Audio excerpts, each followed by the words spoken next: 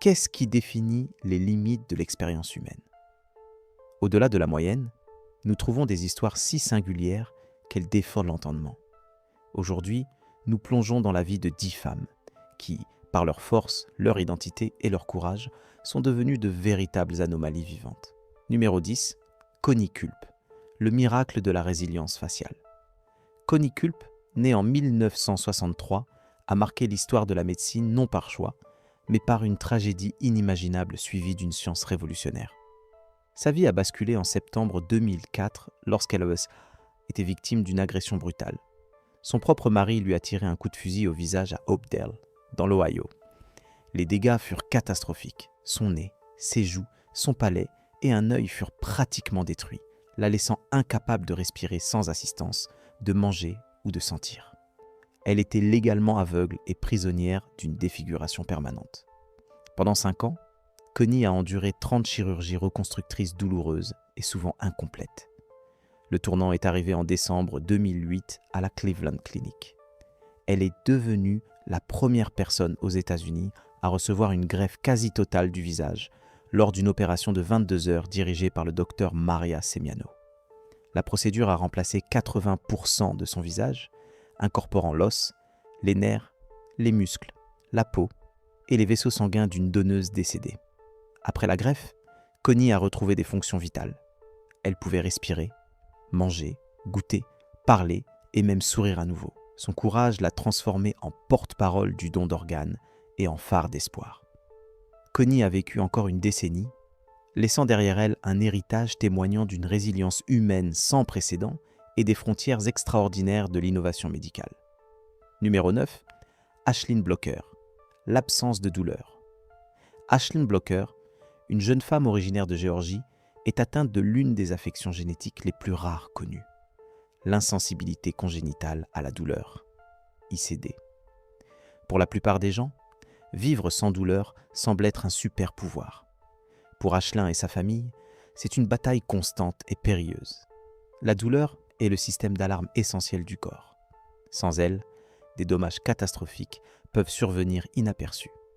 Diagnostiquée quelques mois après sa naissance, ses parents ont réalisé le problème quand elle n'a montré aucune réaction à des éruptions cutanées sévères ou à des blessures. Très tôt, elle a souffert d'une grave infection oculaire sans manifester le moindre signe d'inconfort. En grandissant, les dangers se sont multipliés. Ashlyn s'est un jour gravement brûlée sur une poêle chaude sans même broncher. Les fractures, les coupures profondes et les infections ne sont pas signalées par une douleur d'avertissement, ce qui signifie que même des incidents mineurs peuvent rapidement mettre sa vie en danger. Cela exige une hypervigilance constante de sa famille. Ashlyn et sa famille collaborent activement avec des scientifiques, fournissant leurs rares données génétiques. Paradoxalement, celle qui ne peut pas ressentir la douleur pourrait détenir la clé du traitement de la douleur chronique.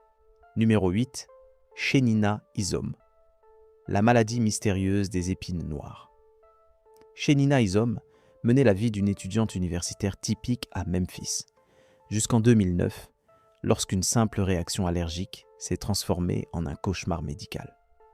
Après avoir pris des stéroïdes prescrits, le corps de Shenina a commencé à générer des excroissances bizarres et douloureuses sur sa peau.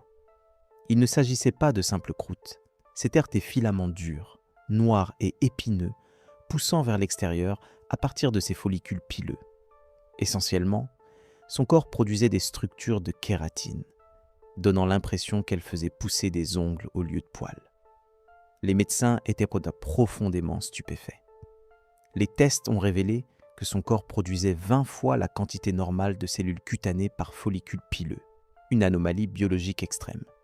La maladie l'a laissée dans une douleur constante et débilitante, souvent incapable de marcher et aux prises avec des infections chroniques. Malgré la consultation de plus d'une douzaine d'experts, sa maladie est restée totalement non diagnostiquée pendant des années, étiquetée uniquement comme un trouble cutané mystérieux. L'histoire de Shenina est définie par sa lutte acharnée pour obtenir des réponses face au silence médical.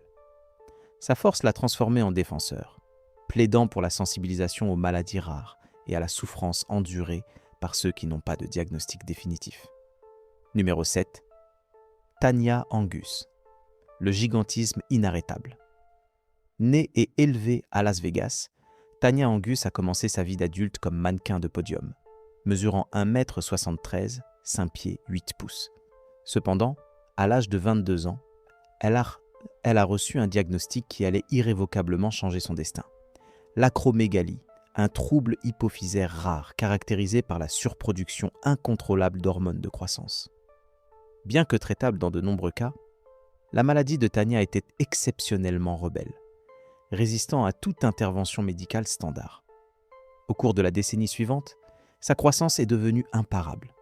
La taille de Tanya a atteint 2,18 mètres, 7 pieds 2 pouces, et son poids a approché les 180 kg.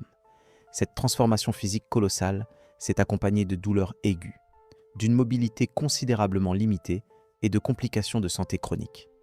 Malgré 3 chirurgies cérébrales visant à retirer la tumeur, des traitements par radiothérapie et des médicaments expérimentaux, la poussée d'hormones de croissance n'a jamais faibli, faisant d'elle la seule femme connue dont le gigantisme a résisté à tous les efforts médicaux. Tanya a fait face à cette réalité non pas avec désespoir, mais avec détermination. Elle a utilisé sa visibilité pour devenir une fervente défenseur de la détection précoce des tumeurs hypophysaires. Son décès tragique à 34 ans n'a pas mis fin à sa mission. Son héritage perdure grâce au travail continu de sa mère. Numéro 6. Rhishikatiz, l'anomalie des yeux bleus. Rhishikatiz, une femme originaire d'Ilorin, au Nigeria, est un exemple frappant de variation génétique sous sa forme la plus rare. Sa caractéristique distinctive est sa paire d'yeux bleus naturels et saisissants, un trait exceptionnellement rare chez les individus noirs d'ascendance non caucasienne. Cette anomalie visuelle ne lui est pas propre. Ses 2 filles ont également hérité de cette même teinte. Rhishikatiz a expliqué qu'elle est née avec les yeux bleus et n'a jamais souffert de problèmes de vision, confirmant l'origine naturelle du trait. Ce qui rend son cas particulièrement remarquable est l'absence de cette couleur d'yeux dans tout son historique familial connu, que ce soit du côté maternel ou paternel. Les yeux bleus sont généralement liés à des variants génétiques spécifiques concentrés en dehors des populations d'Afrique de l'Ouest, où le gène des yeux bruns prédomine massivement. Sa présentation inhabituelle a rapidement attiré une attention médiatique et, malheureusement, une controverse locale. Des rapports ont fait surface, alléguant que son mari s'était éloigné de la famille à cause des yeux bleus des enfants. L'incident a souligné les pressions sociales et les malentendus qui accompagnent de telles expressions génétiques rares. Rhishikatiz et ses filles demeurent un exemple captivant du rôle puissant du hasard dans le phénotype humain. Numéro 5. Alek Wek.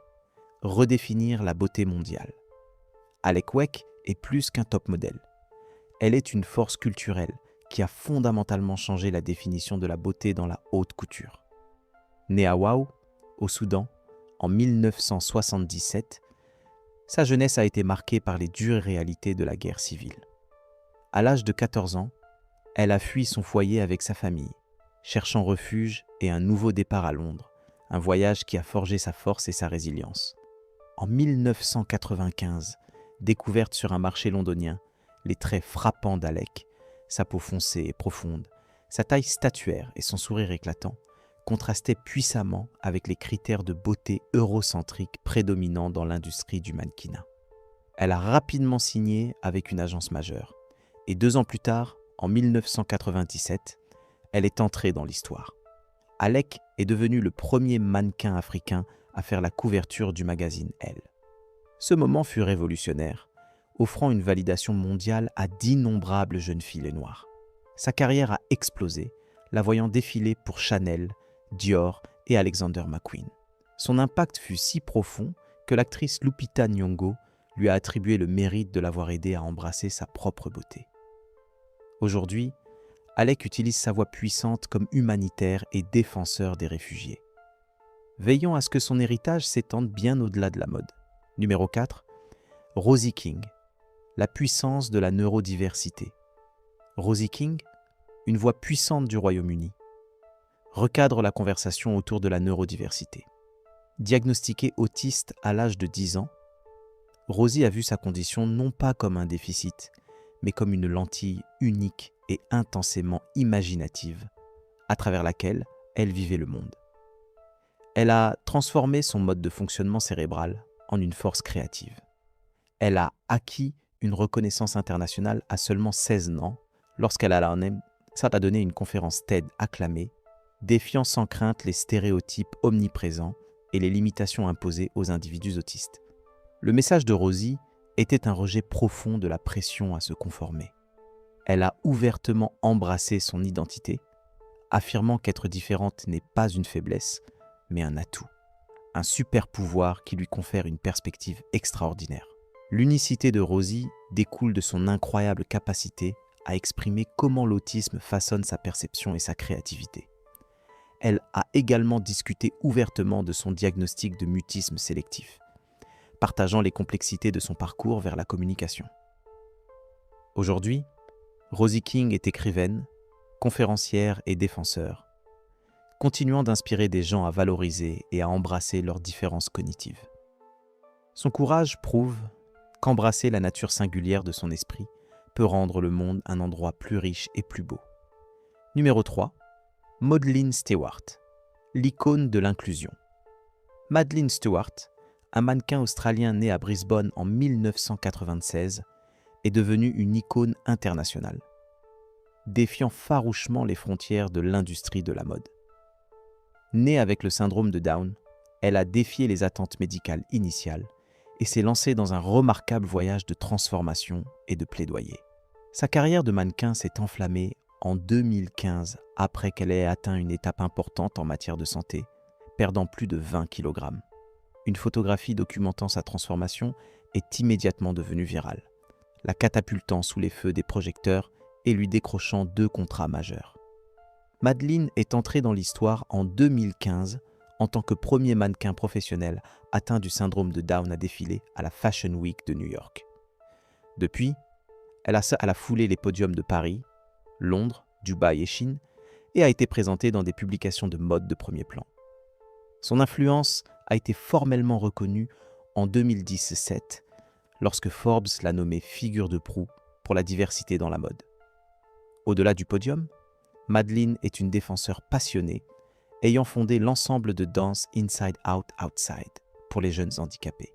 Sa vie est une profonde démonstration de persévérance et du pouvoir de la représentation pour l'inclusion. Numéro 2. Rose Gill, l'embrassement de la barbe. Rose Gill, une femme de 39 ans de l'Oregon, aux États-Unis, incarne un puissant changement dans les normes de beauté en choisissant d'embrasser sa barbe complète et naturelle. Son parcours difficile a commencé à seulement 13 ans lorsqu'elle a remarqué une pilosité faciale excessive, un symptôme courant du syndrome des ovaires polykystiques, SOPK, une maladie hormonale. Pendant des années, poussée par la gêne et la forte pression sociétale, Rose a lutté contre son apparence en secret. Elle s'est astreinte à une routine acharnée de rasage quotidien, d'épilation et de traitements laser coûteux, cherchant un répit durable qui n'est jamais venu. Le coût émotionnel de cette bataille cachée fut immense. Cependant, Rose a finalement atteint un tournant, la décision de changer de vie en abandonnant le rasoir. Lorsqu'elle a laissé sa barbe pousser, le résultat n'a pas été la honte, mais une profonde libération et une confiance naissante. Au lieu de se cacher, elle s'est tenue droite et s'est sentie plus puissante que jamais. Son choix a transcendé le soulagement personnel. En assumant publiquement sa différence, elle a inspiré des gens à repenser fondamentalement la féminité conventionnelle et la vraie beauté. Rose Gill vit désormais selon ses propres termes, un témoignage fier que la confiance vient de l'authenticité. Numéro 1. Jocelyn Wildenstein, l'alerte esthétique. Jocelyn Wildenstein, la mondaine d'origine suisse, est devenue célèbre grâce à une combinaison de richesses immenses, d'un style de vie somptueux et d'une apparence de félin due à des altérations esthétiques extrêmes. Mariée au milliardaire Alec Wildenstein en 1978, elle vivait dans l'orbite des ultra-riches. À partir du début des années 1980, Jocelyn a subi de multiples chirurgies faciales et procédures cosmétiques importantes, y compris de nombreux liftings, des modifications des paupières et des augmentations des joues et des lèvres, prétendument à la poursuite d'une esthétique imitant les grands félins. Sa transformation est devenue un spectacle public et une mise en garde. Son ex-mari a un jour fait la remarque qu'elle croyait pouvoir réparer son visage comme un meuble.